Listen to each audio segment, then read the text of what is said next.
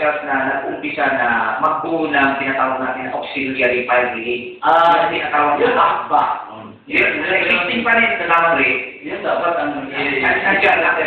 Yes, nandiyan pa rin sila. At pinagpapatuloy din ni Fire Marshal. Actually, sa lamang rin, yung AFBA ay nagpunta na rin nagdaan na rin ng iba't ibang training, seminars, at nag-participate na rin ng iba't ibang activity ng BSD sa buong Region 2. At ito po ay nagbibigay tulong ang ating kagalang-galang na alkalde. Upang sa ganon, ayun nga, sabi ko, na mas lalong mapatibay, mas lalong maging magaling itong miyembro ng AFBA. Hindi po kailayan.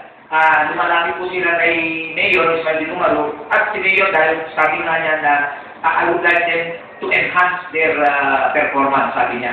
Dahil hindi po kailan na merong konting kakulangan ang pwersa ng DSD. So, sino po ang ating maasahan? Miyembro ng AFBA po. Yan dapat ito ay hanggang sa barangay level meron tayo nito. Yes, sir. Sa barangay level, kung hindi ako magkamali, ako Fire Marshal, meron din ata kayong initially na pinuuna, tinatawag natin na PED Brigade. Ay, bakit brigade? Bakit tawag nito? Okay. Well, actually, sa amin po, sa Bureau of Fire Protection Natalin, meron po tayong continuous na program dun sa training. Actually, itong taon na to, meron tayong 64 na volunteers trained.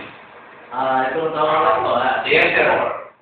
Kasama na dito po yung mga OGT coming from CSU po, yung Police Administration Force sila. Nakaramihan naman sa kanila ay tagapalit, ang ginawa namin, rinayin po namin sila at volunteer fire brigade natin. Kasama na rin po dito. Hindi lang po yung mga estudyante ang napapasama rin dito, pati na rin po yung mga army reservists natin. Ano po yun, sir? Army reservists natin dito sa Pare.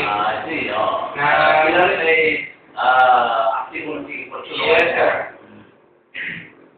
Yung army reservice kasama na kung saan din tayo kabilang, ay pinamumunuan po ng ating kagalang-galang na alkalde bilang siya po ang ating division commander sa buong Region 2 at sa parte ng Abra at Papayao and Ralinga. Northern Luzon na. Parang kumbaga Northern Luzon. siya po ang ating kagalang-galang na alkalde ang division commander po. Colonel Colonel po, and hopefully, kasi meron na pong bali-balita na hopefully, we will pray hard na he will be promoted to 1-star general.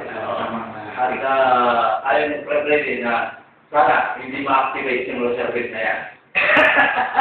Alam mo, sa totoo lang, speaking of, ma-activate lang yan kung may kagira sa Pilipinas. Huwag naman.